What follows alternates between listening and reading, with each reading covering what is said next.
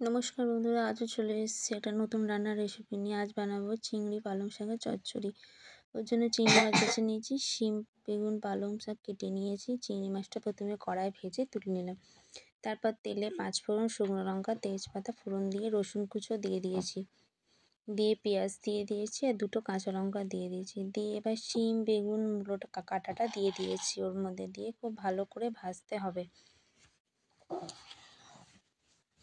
খুব সুন্দর করে ভাজতে হবে। এবার ওর মধ্যে হলুদ দিয়ে দেবো, আর কাশ্মীরি লঙ্কার গুঁড়ো দিয়ে দেবো, জিরে গুঁড়ো দেবো আর নুন দেবো।